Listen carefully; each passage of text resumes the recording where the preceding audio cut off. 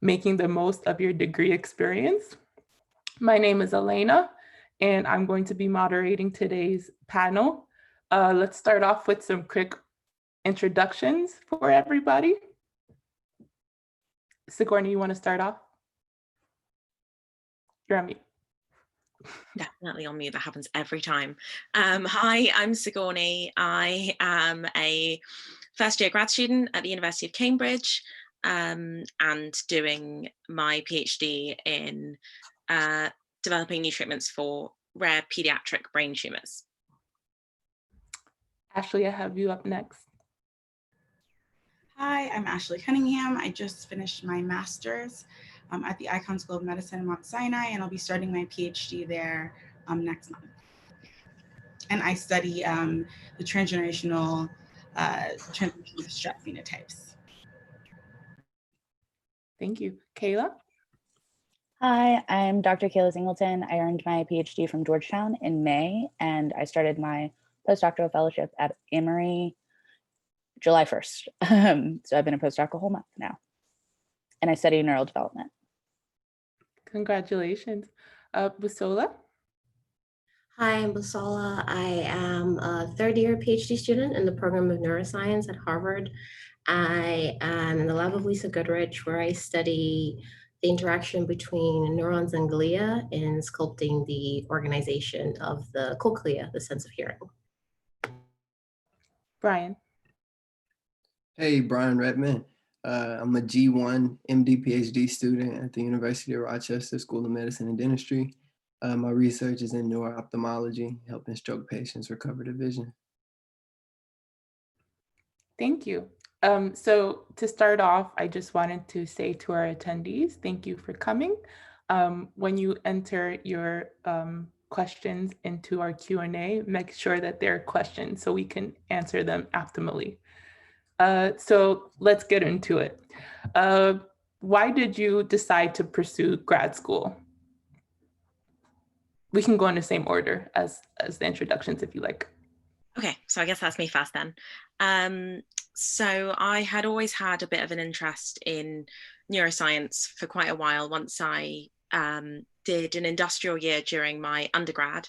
So I worked for a pharmaceutical company doing Alzheimer's and dementia research. Finished that and then finished my undergrad and went to work for another company doing pain research, and knew that that was the kind of area I wanted to be in. I was really keen on being at the kind of forefront of research. But I knew that in terms of my progression that I wouldn't be able to get any further if I didn't go to grad school. And then once I started applying and stuff, I realized that actually to spend a prolonged period of time on a project was just something that seemed really interesting to me.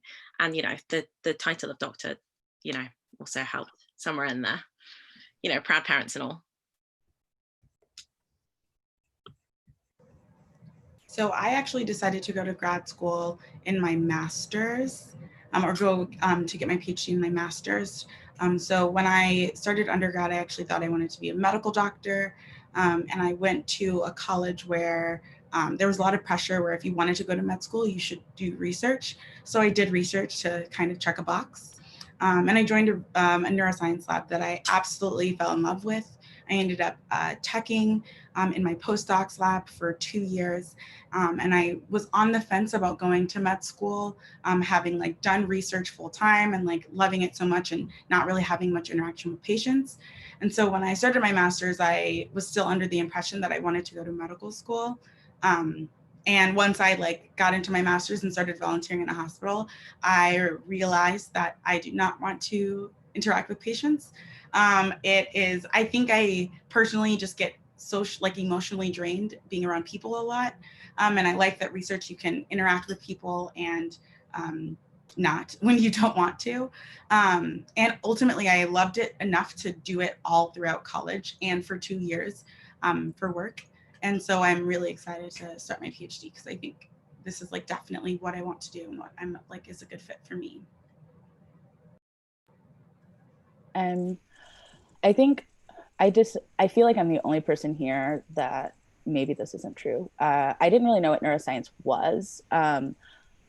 probably until I decided to go to school for neuroscience. So like when I got to college and took a neuroscience class, I'd only ever wanted to be before that like a woman with a really nice office. Like you see like women in movies, they don't like have a job, but they have a really nice office. And then I did this science outreach thing and got to dissect a sheep brain. And that was the only thing in school that was like interesting to me, like all throughout high school. I wasn't like really good at science or math. I wasn't like really super excellent at anything, but I was like, I really liked that one day in the 7th grade. And so when I was in undergrad, I applied to the Endure Fellowship to get research experience, and I got to work at a bunch of different universities, at Vandy, at Georgia State, at Emory, at Agnes, and it was so much fun. I just really loved it. And so when it was time for like college to be over, all of my mentors were like, you should go to graduate school because you're really good at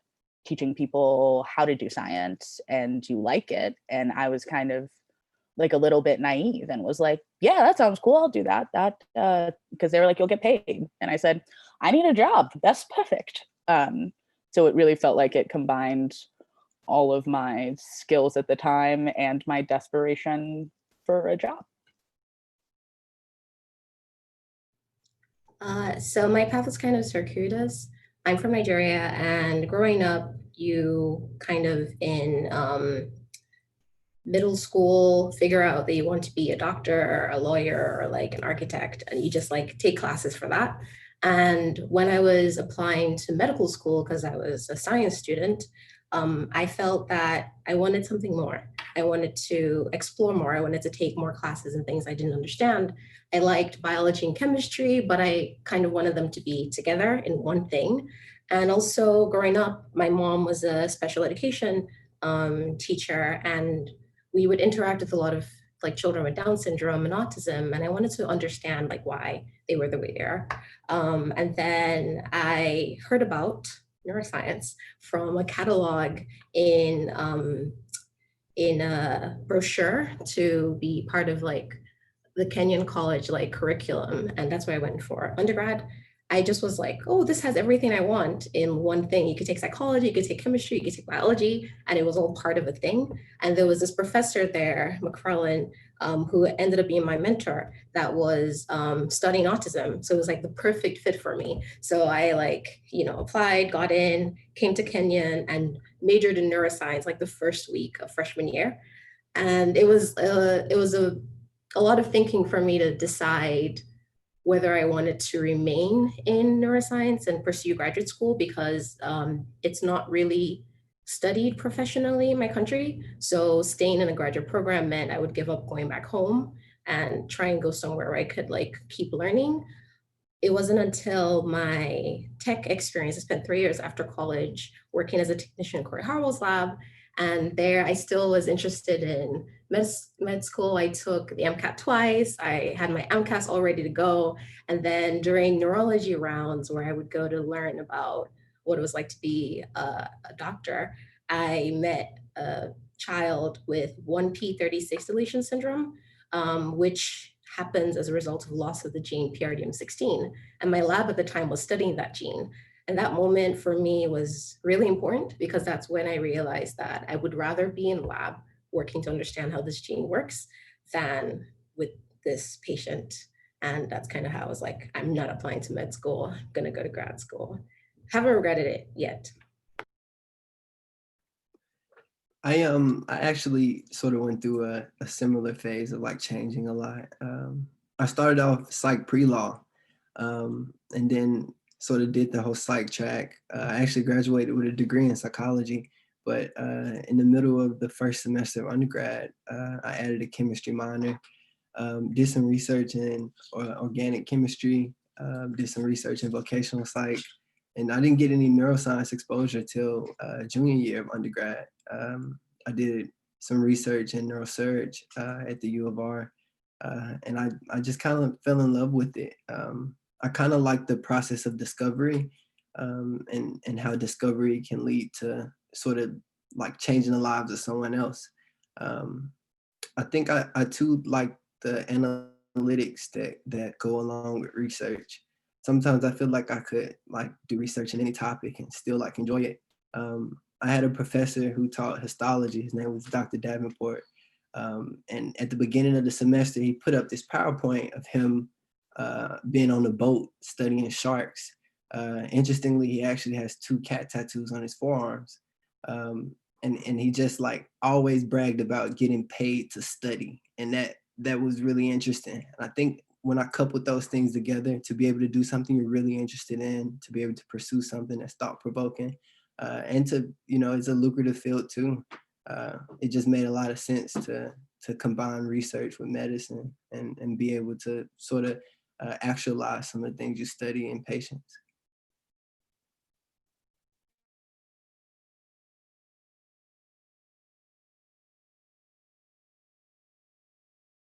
I think that that really highlights that you can come from all walks of life and experiences and still wind up in neuroscience. Aren't we lucky? So a lot of you guys mentioned that you started off in a different field maybe. So what is it like starting off in something in undergrad and switching in grad school? Anybody can jump in. Hello? Okay, I was just checking everybody was still moving. It was a bit frozen for me. So I guess I'm a bit different, but I know what it's like to move discipline. So my undergrad was in human physiology, but I did a lot of neuroscience modules. So my degree was basically neuroscience. But then I moved over to oncology. And I think it was a pretty big jump because I didn't have any oncology background, but meant that because I did that, because you understand the basics of molecular biology and all of those kinds of things, it's actually not as challenging a leap as it seems to be. And then that's really helped me moving forward, because now I'm a neuro-oncologist. I get to combine everything I've learned from the last however long into just like one degree program and like one research area. But I'd say if you have the plan to move into neuroscience from something else, to be honest, like this point is the perfect point to do it, just because you have the basic understanding, the molecular biology understanding, the physiology understanding, or whatever it is that you're in. And it's easier to apply between undergrad and grad than maybe going from doing a PhD into like a postdoc. It's a lot harder a jump, and people tend to see it differently when you move fields later on rather than earlier. Definitely. I think that sometimes applicable skills can be pulled from each field that you can bring to everything else. So when we start off in grad school, usually we have something called rotations. Does somebody want to describe what rotations are and how were they chosen? Yeah, I can go. So at Georgetown in my graduate program, our rotations were 6 to 8 weeks, where you basically join a lab for a little bit of time and you have like a mini project, and you get to know the dynamic of the lab, the people in the lab, and you work there.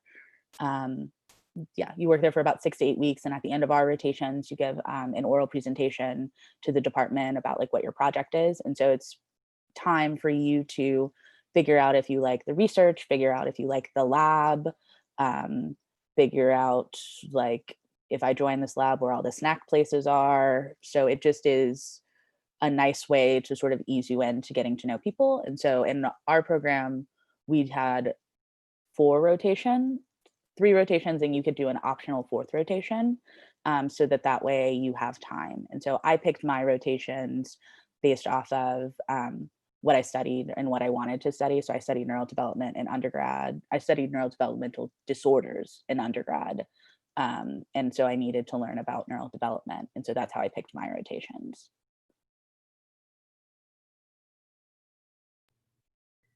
I would say I had a different experience with rotations because I switched fields. I was studying drugs and behavior in undergrad related to autism, and then I became quote unquote a neurodevelopmental biologist, and I'd never taken a cell biology course or a microbiology course. I never taken genetics, so it was like a big jump for me. So like the 3 years I spent as a technician, I really want to stress that, you know, if you're trying to decide if you want to go to grad school or you need more research experience, working as a technician or doing a postbac program can be really helpful.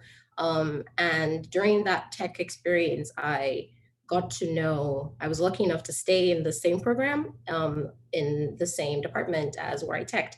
And so I got to know who the PIs in the department were. I got to know what work they were doing, and that was really helpful for me. And I kind of like picked my rotations as I went along the first year. So I would go to all the talks, and in my program, you are recommended to do 3 rotations, about 8 weeks long, but you could do more. And so I did 4 rotations. I did one in the summer with someone I absolutely was dying to work with. Realized I wasn't a great physiologist and it wasn't a good match for me. So I was like, okay, let's do something else. I took a break in the fall and just focused on classes.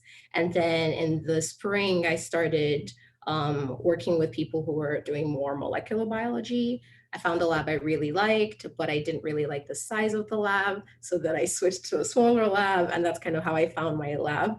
And I would say that it helps to go through all the orientation programs that they have in your graduate school, and go to all the talks that PIs are having, go to all the poster sessions. And from those, you kind of build relationships with people, and you go and have coffee with them and talk about their work. I think I spoke with about 25 different PIs, only rotated in like 4 people's labs, but then I like signed up with 12 people that I was going to rotate and then had to cancel. And it just kind of helps you figure out where you want to go. I think that's a really great active way to line up your rotations.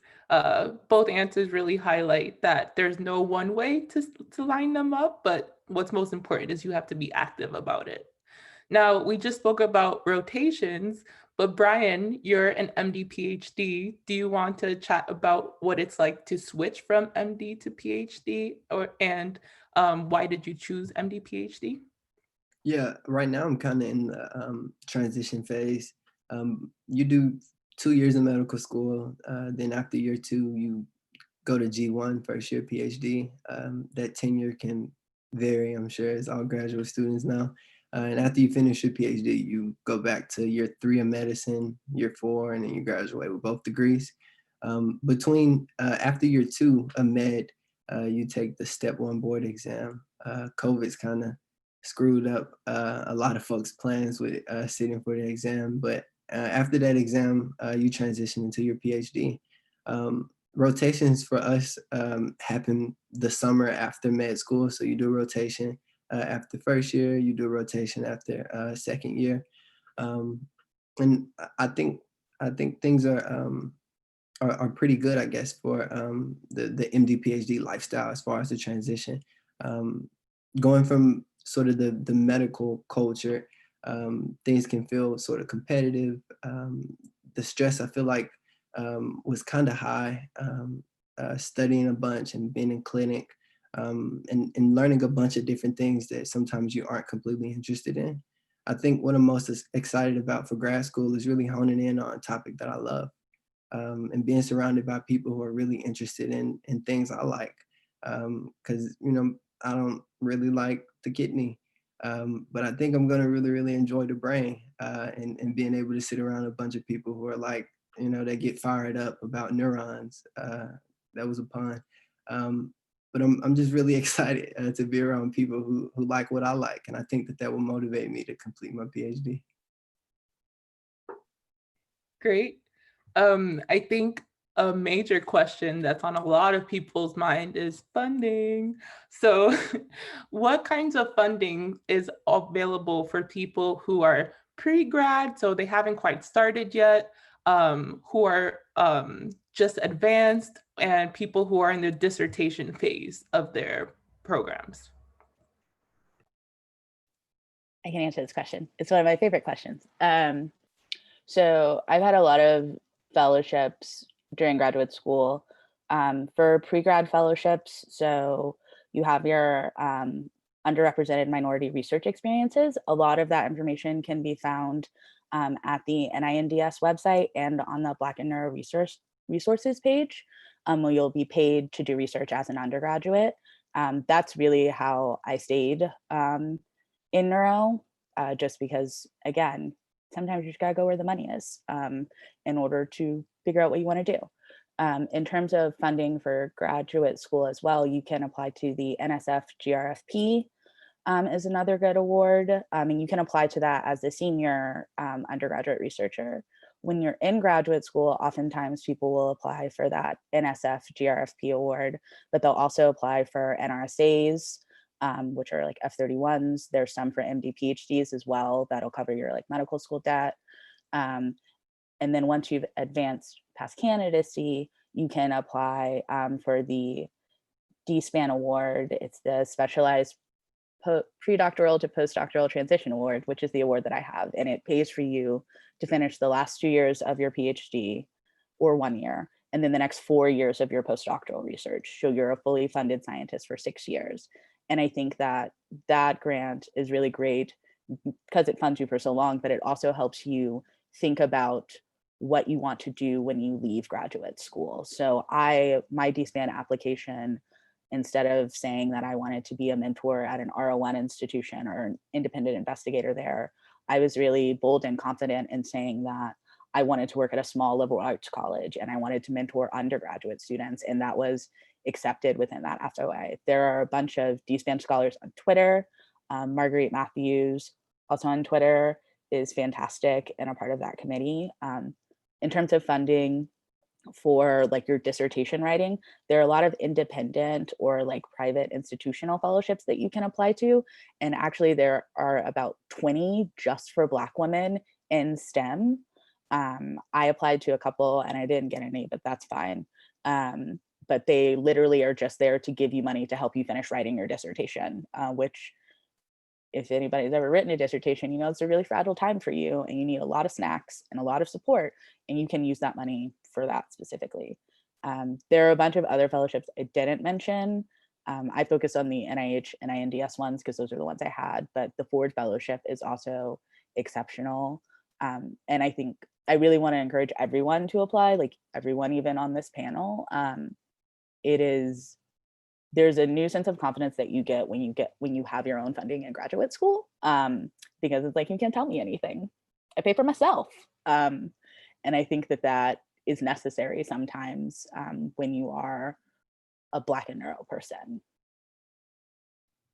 I wanted to just say something for people who may not be American citizens or permanent residents, because a lot of the funding mechanisms apply only to people in those categories. I think it's really important when you're choosing a graduate program to look at how they're planning to fund you for the times that you're there. So I am at Harvard and they happen to have funding, thank God, for me for the duration of my PhD. And the other thing to think about is what the environment is like between students who are able to get funding and students who aren't. So my department is really supportive of the fact that there's just not any funding for me unless there's like 2 things you can apply to, but you have to prove that you're going back to your country when you're done. And because I don't know how I would do that. I can't really lie and say that I'm going to go back just to collect money. So I think that it's really important to have those conversations early on when you are thinking about applying in the middle of application, during interview weekend, talk to the school and figure out how they're going to take care of you while you're there. I also just wanted to, sorry, go ahead, Ashley. I also just wanted to say that, yes, the NSF is a very common grant that a lot of graduate students apply to in their first or second year. But something I didn't know when I started my master's degree is that if you receive a master's degree, you can't actually apply. So you have to apply during your master's. Which can be a little difficult for people because a lot of the times master's programs are a little bit shorter. And so you end up kind of having to apply while you're writing your thesis. So that's just something to keep in mind for people who are like trying to think about funding, is that you really need to very carefully read the qualifications, like especially international, or like which degrees you have to have, or which level in your PhD you need to be, like candidacy versus student. All of that is like very important to think about. So I was going to say, probably as the only Brit on the panel, it works a little differently over here. So I don't know how many maybe Brit participants there are. But for example, for the way I'm funded, I'm charity funded. So Cancer Research UK, which is one of the biggest cancer research organisations or charities in the world, basically take on a number of students a year.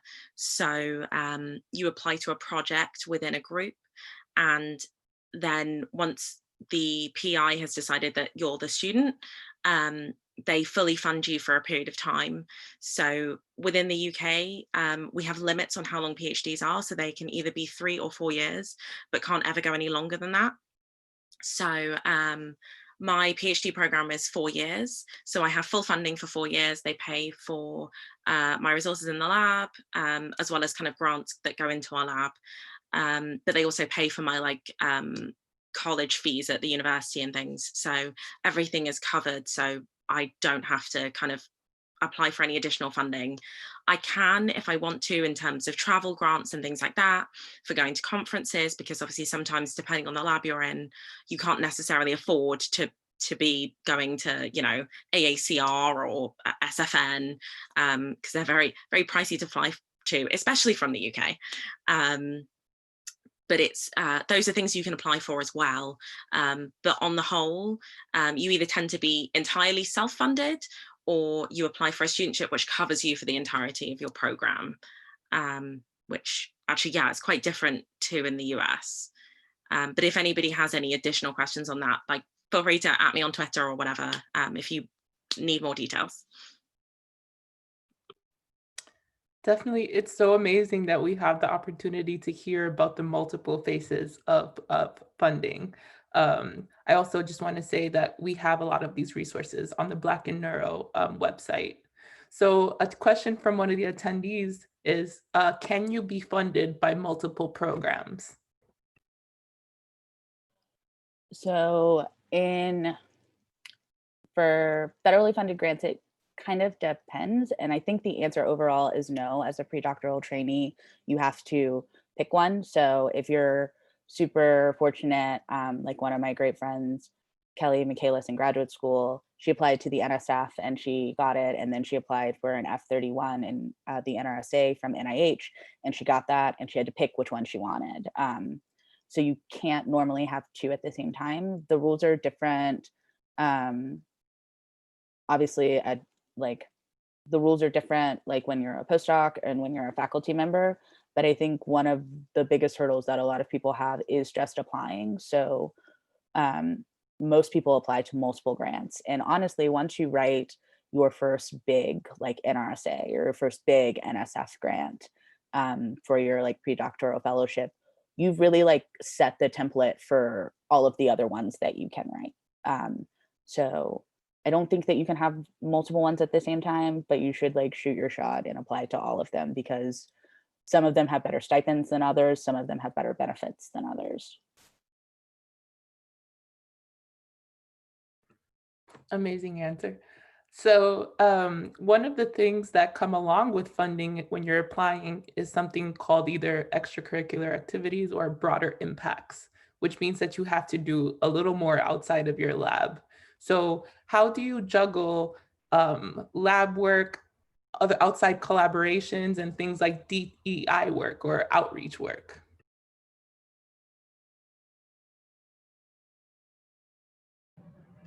I can take this one. I will say that it is very difficult. I personally struggle with taking on too many things that I get really excited about. And then before I know it, I'm very overwhelmed. But what's been working for me is having a set time in lab where I'm focused on lab work, and trying to squeeze in meetings for my extracurriculars out like during lunch breaks or things like that. And so that way when I come home, I can like try to relax or like have time to read papers. I personally like to schedule time to read papers. So like Sunday afternoons is when I read papers. So that way I don't feel any pressure during the week.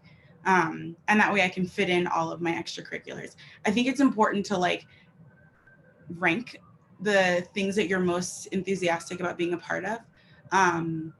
Like for me right now, Black and Neuro Week is like, or Black and Neuro in general is like on my top. It like just jumped a bunch of things. And so like I'm actively like rearranging where things rank. And then when you rearrange things and rank them, it can be easier to like to assign time, like the amount of time that you want to spend on things.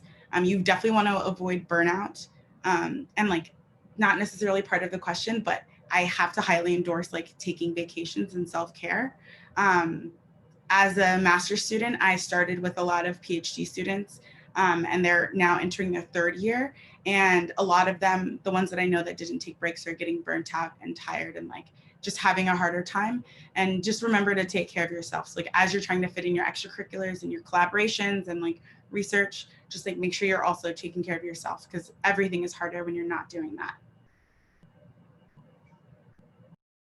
I just wanted to add that I'm not sure how other people's relationships with their mentors are. I think it's important to have an honest conversation with your mentor, especially if you're at a program in which maybe you're one of a few students who are people of color or Black or international, and you're involved with programming or just outreach. I think it's good to talk to them early on so they are aware of what your availability is like.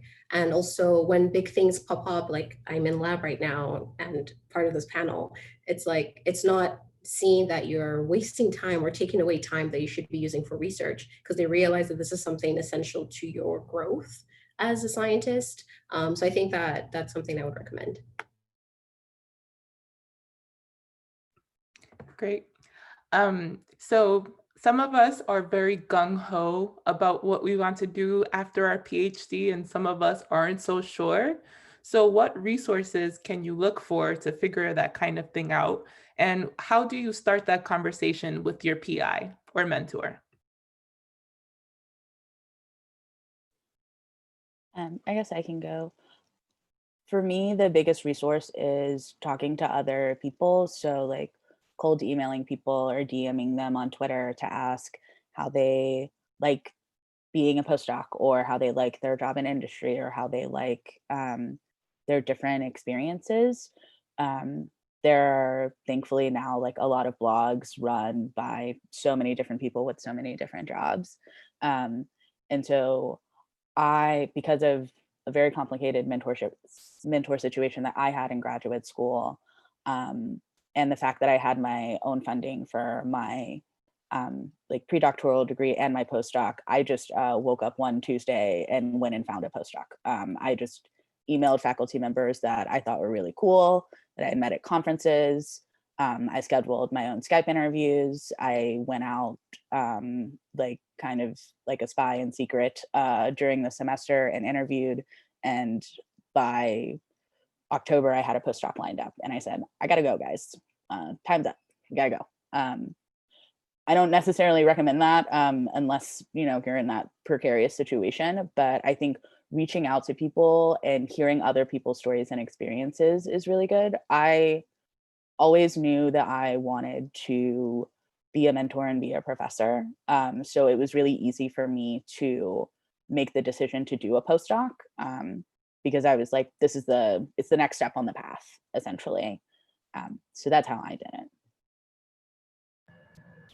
I guess for me, I'm way earlier than Kayla in this process, but for me, like when I'm choosing a mentor, I want to be able to have an open dialogue with them where I can say like, oh, I want to go into academia and they support me, or like if I say I want to go into industry, they'll also support me. Because I think that it makes it more stressful when you feel like you can't talk to them or ask them for advice. Like I'm sure for Kayla, it was like very stressful having to do all of that on your own. And with support, it could be like so much smoother, I imagine. So I think that can come with like finding the right mentor, like a good fit. That also goes with what Busola was saying, is that like you want to be able to communicate with your advisor. I think that is the number one. If I could do graduate school over again, I would change the way I went about picking my mentor and my advisor. I we have great relationships now, but at the time it was really hard. And I think Ashley and Busola made super great points that like communicating your goals in not just what you need to succeed in graduate school, but what you want to do is so important. And finding a mentor, there is a mentor out there that can give you both what you need and what you want.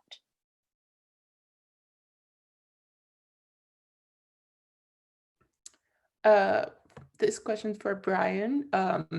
What has lab engagement been like for you? And are there any resources for an MD PhD student to decide what they want to do when they're finished with their degree?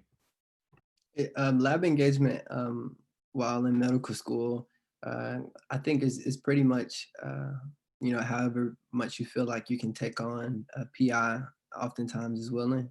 I wouldn't recommend doing too much in the lab while you're in medical school because your time will, be consumed by medical education. The primary times in which you investigate, in which you interact with your lab are during the summers, during your rotations. But oftentimes I email PIs whose research I'm interested in from here from time to time to just check in and see how the research is going. If there's anything I can do, if I still have an interest in the time to be involved. Some medical students who aren't in the MD PhD track still do research while they're in medical school. But I think a lot of that is dependent upon where you are in your education, if you feel like you can handle it. I'd recommend getting mentorship from someone who is a physician and for someone who also is in research. Sometimes having a duality will help you become a better MD PhD and help you streamline your focus for what you want to be interested in. I hear a lot of physician scientists now saying that at some point you have to decide. Some people are like 80-20 when it comes to research and practice, or vice versa.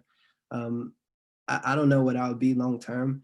I hope at some point that I'll find the resources to be able to tackle both.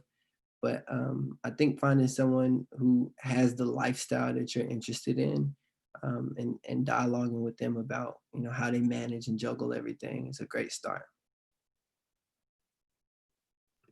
It sounds like this is a very dynamic experience going through PhD. And it could change from the beginning till the end. So these questions are going to start for the whole panel. So what are some challenges that you have faced as a Black graduate student or as a Black adjunct professor? So I'd probably say for me, it's majorly been the visibility thing, which I know a lot of people struggle with. I have to say, from being an undergrad all the way up to being in grad school, having worked for 2 pharmaceutical companies, I have only ever known or have only met in person since starting grad school one Black female with a PhD.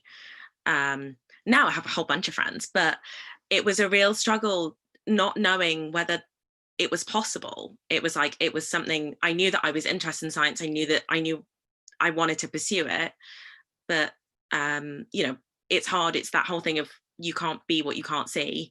And if you don't know that, you're like, well, I don't, because we know how challenging the world can be in terms of progression.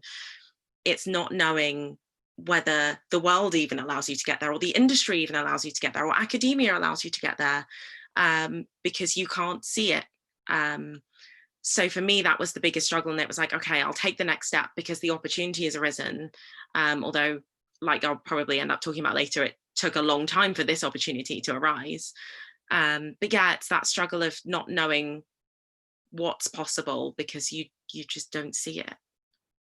So that's probably been my biggest struggle. And, like a lot of times, just being the only one in the room in a lot of places. I think the only positive thing that has birthed from present events relative to the Black experience is that now is the perfect time to challenge the status quo. I think a lot of people, especially Black professionals, are realizing that your white coat won't protect you outside. Nobody knows you're a doctor when they're pulling you over, when they see you walking the streets. And I think now a lot of healthcare professionals, a lot of folks in research, a lot of, business owners are speaking out. A lot of people that are considered, being at the top of Black society are now speaking out because they feel like, they're being impacted. Recently at the U of R, an initiative started by students and trainees called White Coats for Black Lives has really tackled the issues that graduate students and medical students have been facing. A lot of faculty members, a lot of nurses, and a lot of doctors have joined too. Because right now, being Black is a public health issue. And we are disproportionately impacted by a lot of things. I'm sure you attendees know already, so I won't belabor the point. But being a person of color in graduate school can be difficult. Sometimes you end up speaking about the Black experience to a group of people who know nothing about it. Sometimes people make assumptions about what it means to be Black or what Black people should and could and can be doing. And I think as a Black person right now, it's my responsibility to speak out against those issues, to educate, and ultimately recruit people who don't look like me as allies. Oftentimes I find that a lot of racism and a lot of hate is rooted in ignorance. And the only way you can combat ignorance is with education. And if folks choose to be ignorant after they're educated, there must be consequences.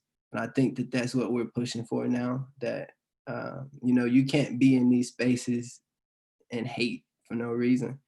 So I'm really happy to be sort of on the front lines of fighting racism in my institution. And I think all of us should sort of champion that mindset as well.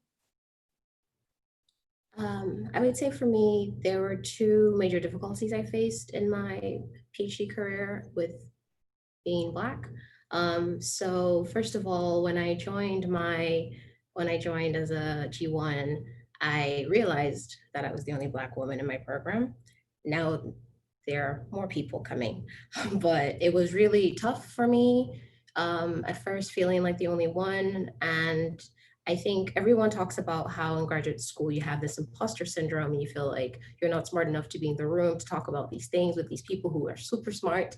But I think like being Black, I also felt even less like I was supposed to be there. And it was really difficult for me. I talk about this a lot. Now I'm more open with it here, but I couldn't even read papers like in class because it just seemed like a different language. That's how bad it was. And it was really affecting my ability to like do science.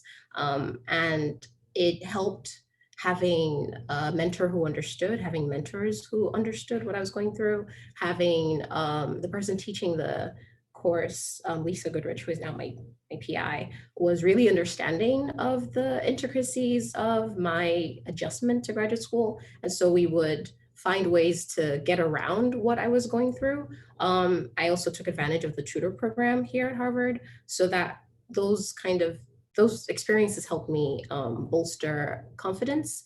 And the other thing was also being open about it. I think when you share that you're having a difficult time, other people start telling you that they're having a difficult time. Grad school's hard. So because of that, you start to bond with them. And through bonding, you feel less alone. And that really helped me. The other thing I would say I've struggled with is the emotional burnout from advocating and fighting. Like it's something great to do, but you realize, especially with everything going on now since George Floyd and all these institutions where departments are being called to action or taken to task for ways they could support Black students better, you realize that your white colleagues are not tired in the same way that you are. And your research is not progressing at the pace you want it to be progressing because you're spending all this time doing these other things. And that's just difficult. And I think that having a mentor you can talk to about these issues with regards to when you should take a break and what you can focus on to keep things moving, even when it feels like there's so much else going on that's difficult, I think is really important. But also being honest about what you can and can't do. Like I've had to say no to some things that I would love to do just because I need to focus on my science. And I think you always have to realize that at the end of the day, you came here for a PhD. And sometimes you have to prioritize that over what else is going on. And that might be difficult, but it will help you get to where you want to go faster. I will say that I agree with Busola completely.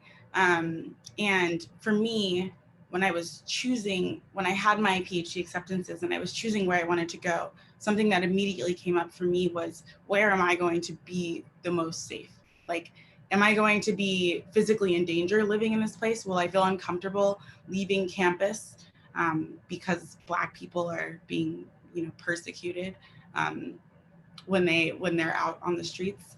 And so for me, I, as like someone who's like starting my PhD, I already feel my race. Like it's already influenced my education and how I'm going to exist in science, like for the rest of the time that I'm here. So I think it hits at multiple levels of having your PhD. I think I'll go really quickly. I've experienced the whole gamut of microaggressions, which are really macroaggressions, of gaslighting, of the imposter syndrome, the just real bold racism that you're like, oh, okay, I didn't know we were doing that today. All of that. And I've also witnessed colorism. I've witnessed transphobia and homophobia. And I think I agree with what everybody said, right? It's graduate school is hard, but it is so hard to exist in spaces that weren't made for you and weren't made for you to excel in. So like they didn't want you here to begin with, but in fact, there's no resources for you to succeed. And what I tell my friends, my Black friends going to graduate school, or my people of color friends going to graduate school, but especially Black women, I tell them to go to a place where you feel comfortable being your authentic self all of the time, where you don't have to shrink yourself to make other people comfortable, and where your voice will be not just heard, but cherished and uplifted, where there are advocates for you and what you want to do and what you need to do.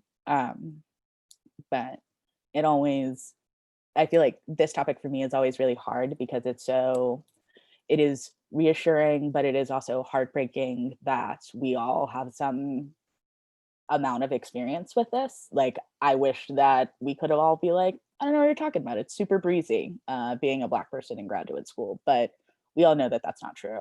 And I remember being one of the only Black women in my graduate program, thinking that it was this hard for everybody, and then one day realizing that it wasn't even close. And that was a really big day for me. I think I speak for most of the attendees when I say thank you for sharing those experiences. I really love your point, Busola, about speaking about it, and just participating on this panel alone shows people that these are shared experiences that we need to speak about. I'm going to go with one more question, and then we'll go to the audience questions. So how do you navigate dealing with difficult colleagues, dealing with microaggressions in lab, and difficult mentors?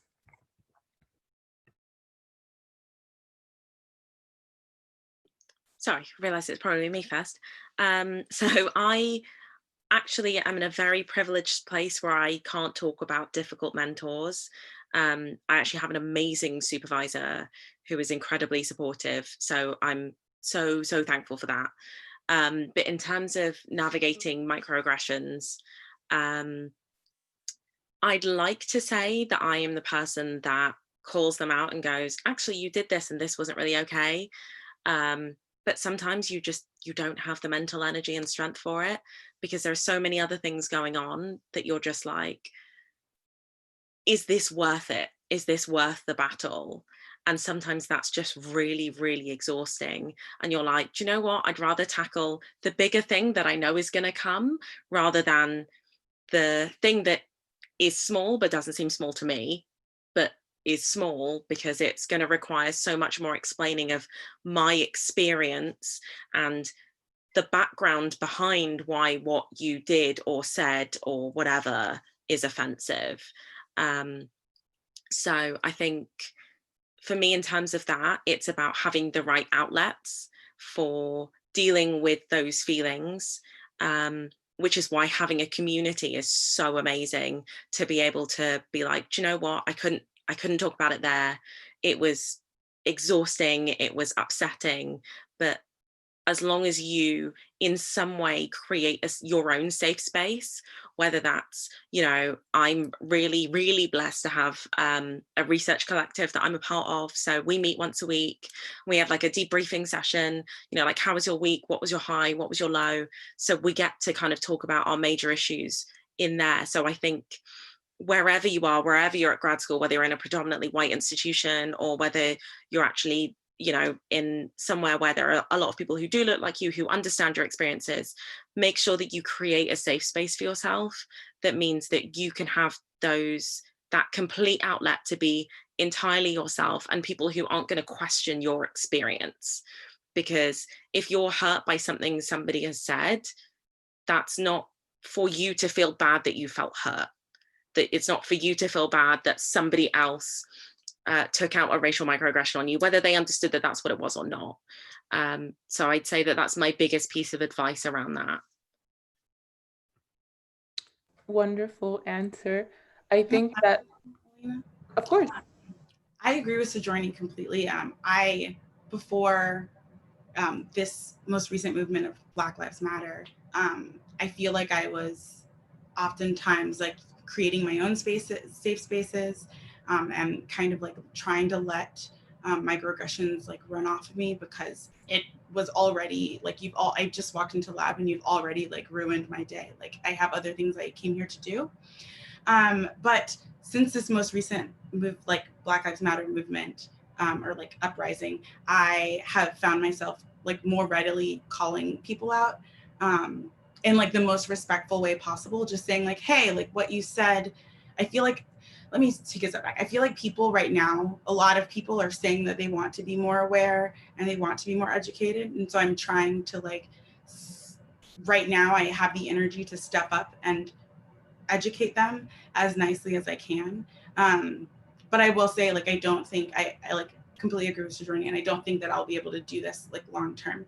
It's exhausting taking on the emotional burden of having to receive the microaggression and then educate the person on like why what they said was like extremely problematic. So yeah, I like feel like I really want to like echo what Sojourner said and just say like creating your own safe spaces is huge. And just like find a community where you feel safe. And also, again, when picking a lab, you can try to like gauge if you are getting microaggressions while you're rotating. Like that might be a sign that like people are on their best behavior when you're doing rotations. So like just take everything in as you're choosing labs and choosing mentors. Thank you so much, Ashley. Right now, we're in the last 6 minutes of our panel. So we're going to follow suit with the last panel and do some rapid fire questions. You guys ready? Okay, so what is advice to some future Black neuroscientists? Follow your passion. You will make it. It might be a challenge. It might take you longer than you think, but follow your passion. You will make it. And you now have a whole community to support you. And some of us will eventually be PIs, and we will welcome you with open arms into the lab. I would say be yourself and surround yourself with people who challenge you, but also uplift and support you. People who inspire you to be the best version of yourself inside and outside of lab all of the time. I would say you belong here. Like you were meant to be here, and we are recreating this space for you. So don't let anyone dull your shine, your intelligence, your existence. Like you belong here in this space. We're creating a space just for you. I would say something that my tech mentor always used to say to me: remember that you're here because you love science. And I think that it's really easy to lose track of that when you look around and see that other people look different from you. But remember that you're here because you like what you do, you like these topics, you love the brain, you can't stop talking about it, and kind of like feed off of that and find ways in conversations about science that you love to make connections with people who are different from you. And I think that's going to be one, really useful for you, and two, will pave the way for others, because from those conversations with you, those people will be like, hey, you know, I never really had any close Black friends, and now I do. And because of this, they'll be more open to having more Black people in their circle and be more aware of all the things we've talked about today. And I think that that's the way you can start paving the way for others. I say pay attention to how the research and the experience is shaping you. Always be true to yourself. And when you get to the finish line, remember the folks who pushed you at the start. Wonderful. So reflecting back on your experiences, what are 3 key tips that you would give to first years, people who are advancing to candidacy or those that are in the final stretch? 3. I would say for those in the final stretch, kind of what Busola said, remember why you started graduate school, and reflect on all the growth that you've done. I'd also tell them to save your thesis right now, like right now in this moment, go back it up on a thing, because the internet is just funky. And I would tell them to enjoy these last few moments of graduate school. I love being a postdoc. I've only done it for a month, but it seems pretty cool so far, guys. But I do really miss my graduate school friends. And if I could go back and do it again, I would, but I do it a little differently. But that community is really important to me. So try to cherish them a little bit while you're also trying to get out. So I'm only at the end of my first year, so I can probably only give tips for the first year, but I would say be as organized as you can, write everything down and gather all of the tips from the people who are leaving, because they are filled with amazing wisdom.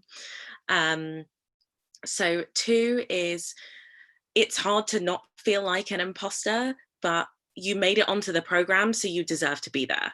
Don't let anybody or anything make you feel like you don't. Even if you're not reading as many papers as everybody else or whatever else, like, you deserve to be there. You made it onto the program. You are talented and you are excellent. And I think the last thing I would probably say is just, yeah, like we said before, like, be true to yourself, listen to what it is that you want to do, trust yourself. If you want to do that experiment, even though everybody else is like, do it. Because what's the worst that's going to happen? It doesn't work. It doesn't work. Plenty of science doesn't work when people even plan to do it. So do it, because that might be your breakthrough. You never know. I would say 2 things. First of all, when you're starting, take really good notes. Like, your lab notebook is sacred, because you never know how something you learned in class or something you learned from a symposium is going to help you with your research like 4 years down the line. And then later on, when you are writing your calls, your qualification exams, or your, whether it's like a grant proposal that you have to write or a talk you have to give, I think it really comes in handy knowing exactly that line that was phrased so well was. Then the other thing I would say for people in general, find good mentors. And I think that I don't think it's possible to expect all of your mentorship to come from one person. So maybe that means assembling a team of mentors. Like, you have this one person you go to for grants, this other person you go to for what's it like being Black, and this other person you go to for how they organize their lab notebook, and you read just like the way they make it. I think that finding a team of mentors, I think, is the best way to go.